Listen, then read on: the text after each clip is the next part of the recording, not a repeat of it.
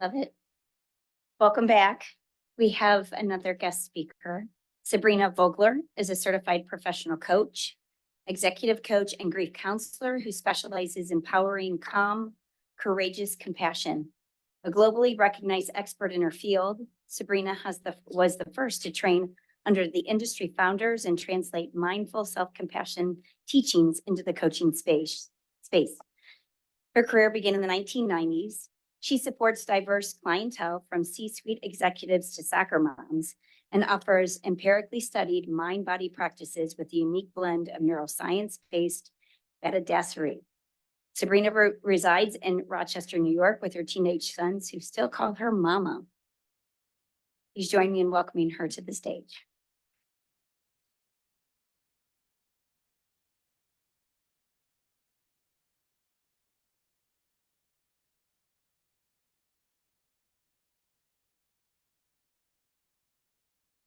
So change the world and eliminate human suffering. That was our commission from our beautiful, fearless leader, Lacey, this morning. And so that's what we're going to dive into today from this perspective of humans. Sound good? Okay. So let's begin. When intense is your typical day, how many of you, if I could just see a show of hands, work directly in critical care trauma-based environments? Yeah, that's a lot of you. So this sign, this is your home sweet home, right? So we want to talk today about what is the collective toll of that exposure when this is your baseline. Because you've all heard the term vicarious trauma. And obviously you work in trauma, right? So how do we as humans create within ourselves the capacity to eliminate your own suffering when every day you're across from, knee deep in, next to, operating on, etc., the highest examples of human suffering? The burnout rate, I'm sure this is no surprise to any of us in this room.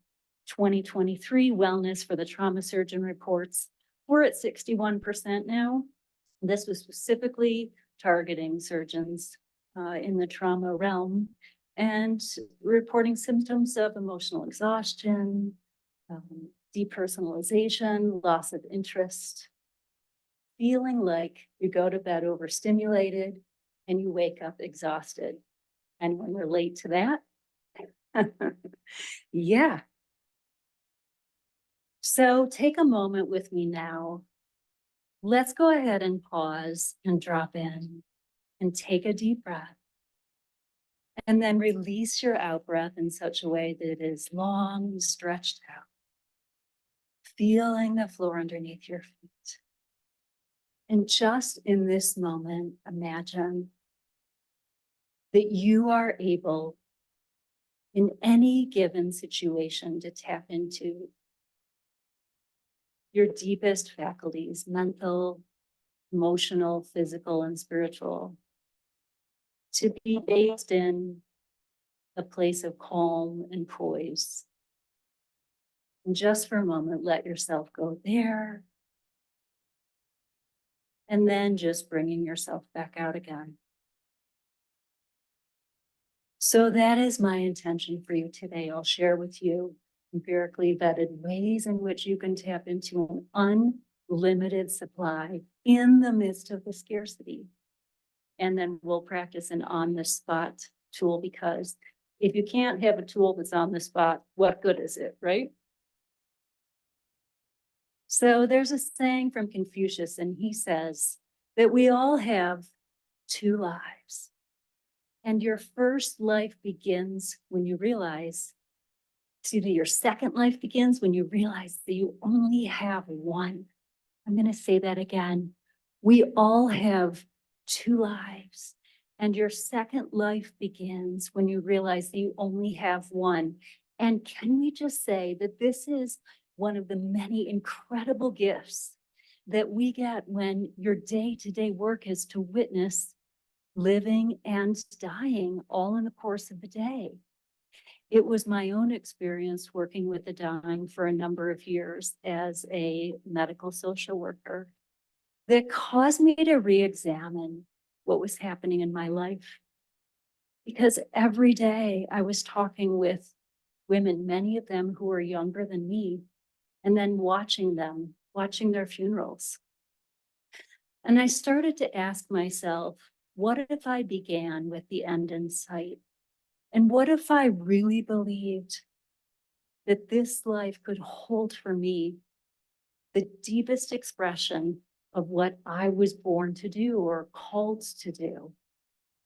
And so that's when my second life began. And I will tell you that I caught a glimpse in the mirror one day, and it was of a woman who was not okay on any level.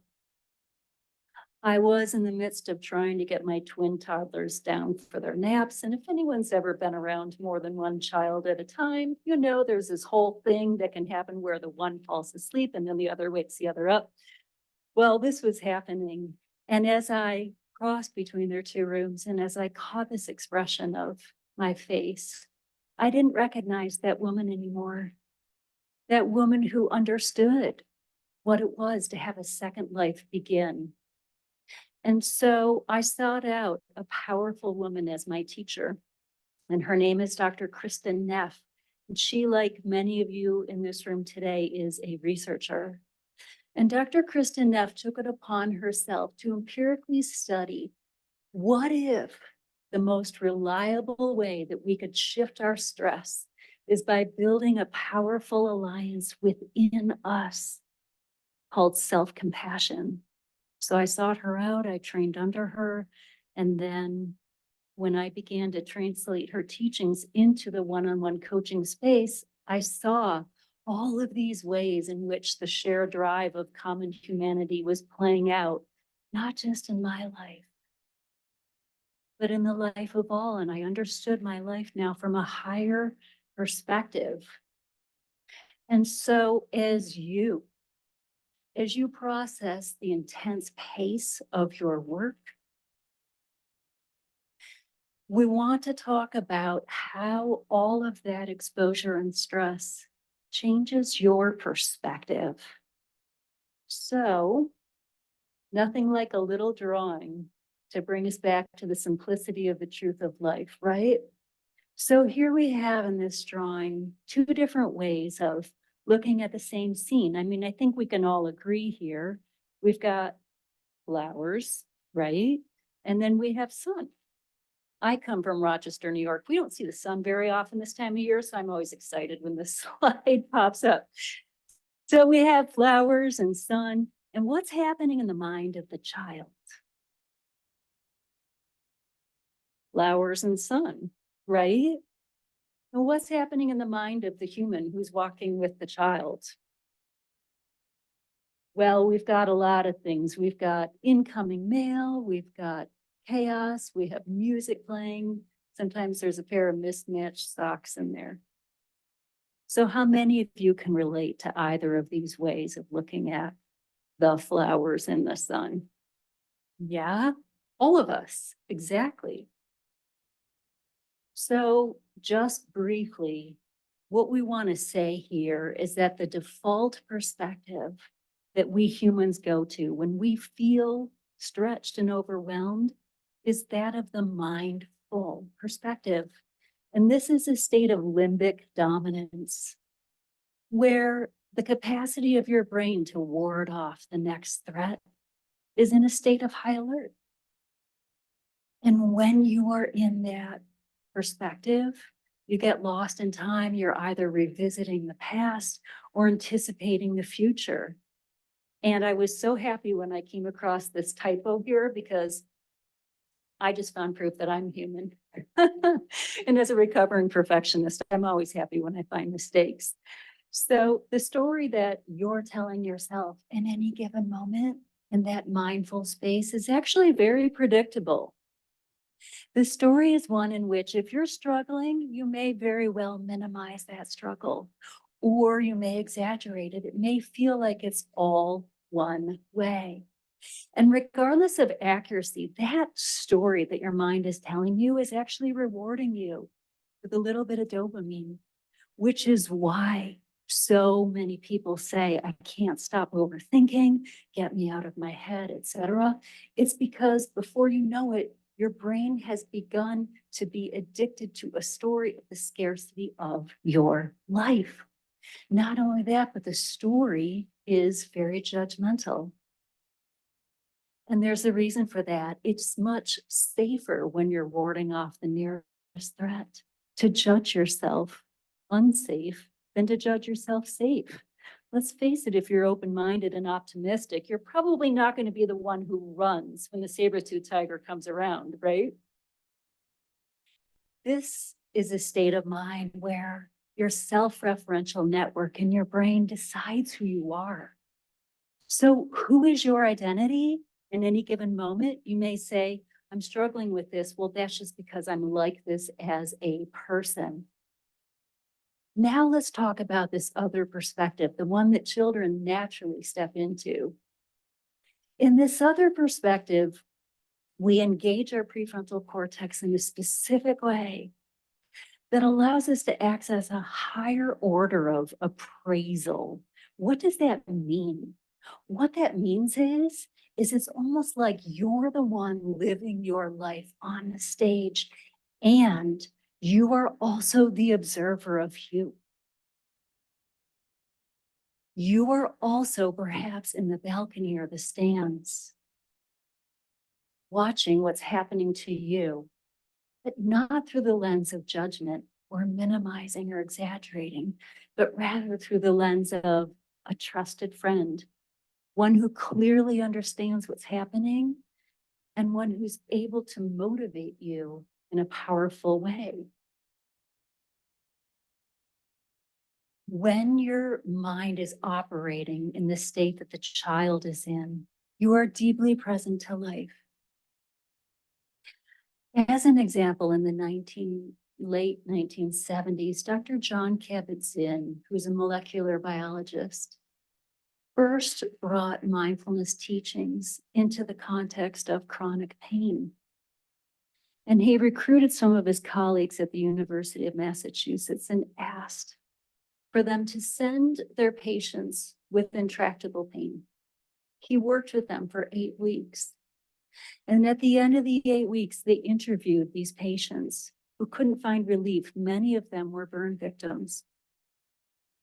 At the end of the 8 weeks, these patients reported a 40 to 60% relief in their pain. And researchers were struggling to understand how there could be an outcome like this from 8 weeks of learning to be more deeply present, learning to shift their perspective in life, learning to calm their nervous systems. And you know what these patients said? They said, I changed my relationship with the pain. When you hear that, is there a word that stands out to you? I changed my relationship to the pain. It's interesting, isn't it? So what if we are in relationship with our thoughts, with our emotions, with our beliefs, with our time, with our to-do list, with our physical bodies, with our food, not to mention our loved ones, our patients, our colleagues? And what if from within ourselves, we could craft a powerful alliance based on compassion? It's easy to confuse compassion with empathy. And as we go into our practice that I'll lead you through now, I just want to say that empathy is the way that you experience the pain of others. And empathy has been known in many different trials to activate the physical pain pathways in the brain. In fact, one researcher realized that giving someone Tylenol eased the pain of empathy.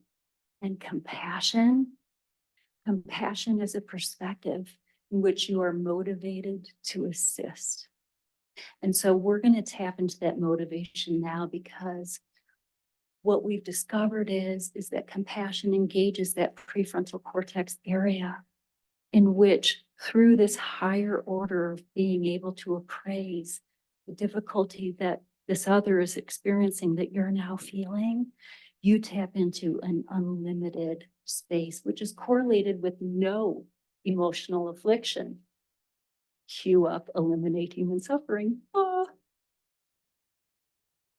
Okay, so let's go ahead and dive in. You ready? I'm going to start by teaching you something we discovered in 2014 called your mammalian caregiving response. So for this, we're going to practice putting a hand on the heart. Now, if you were hooked up to telly, your heart is actually going to prefer either the left hand or the right hand on top. I'm not sure what it is for you.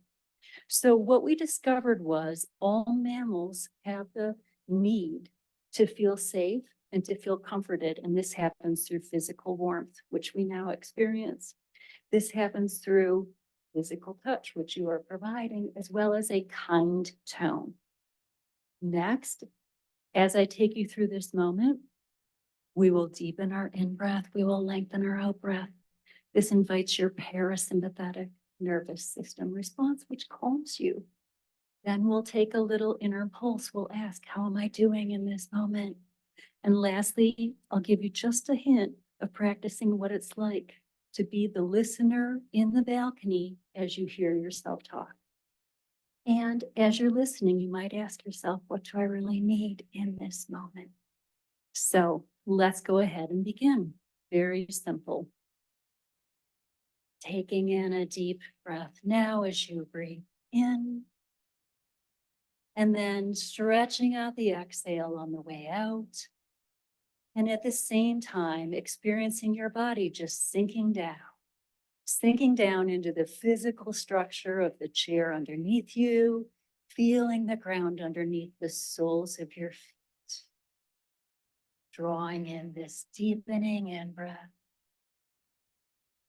and then releasing this long, slow exhale. And then imagining that you are sitting in the balcony observing yourself. And just for a moment, if you were sitting in this grounded space with access to your highest level of intelligence, insight, compassion, looking upon yourself now as if you were looking at a good friend, what do you notice?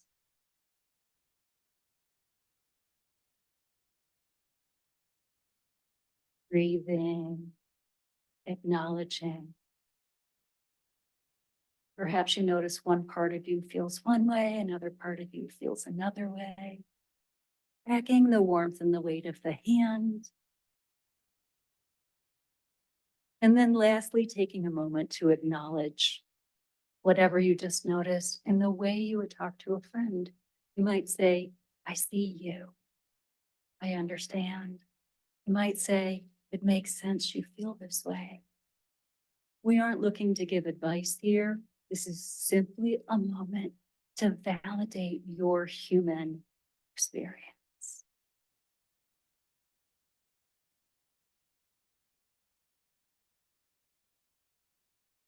And then we let our words land however they land and gradually bringing yourself on back.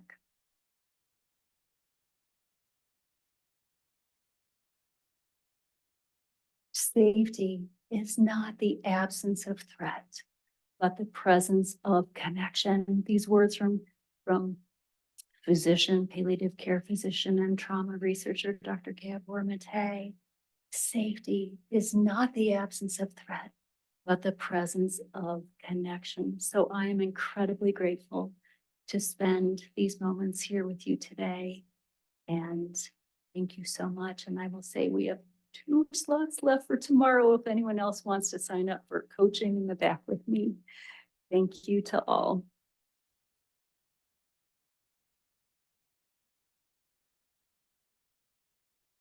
You have time for a few questions.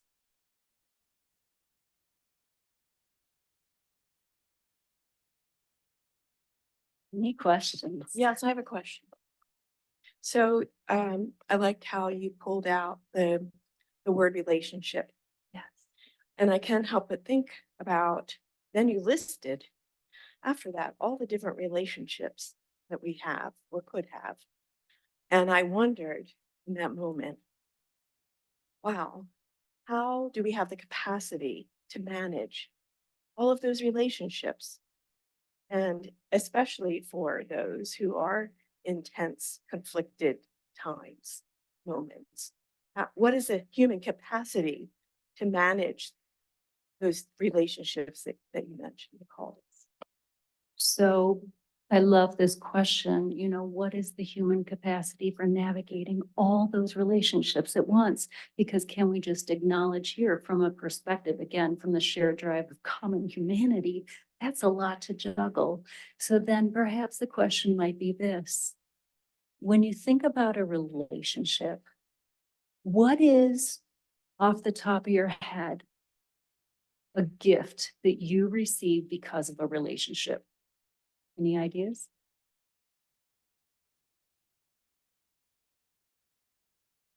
What is a gift? What do relationships give us? Anyone? I'll repeat your answers because I have a mic. Connection. Anyone else? What do relationships give you? Perspective. Yep. Anyone else? Meaning. Uh-huh. Yep. If you're having a really hard day and you have a relationship with someone, you talk about your hard day, what might they provide for you? What need might that meet? Support? Sure. So if we can craft the relationships of our lives to build in the capacity to understand and to meet those unmet needs, that is when your relationship with your to-do list, your time, your food, your partner, whatever those relationships are, your relationship with the sounds in the room, like this sound right now, just take a moment and listen to this sound. Because you might notice that your nervous system naturally braces against the threat of it, right? And yet in the mindful space, we embrace it, we accept it, and then we say, in this given moment, what is my need? And then that becomes your true north, meeting that need in whatever the capacity of that relationship is, whether it is connection, support, validation. Is that helpful? Great, thank you.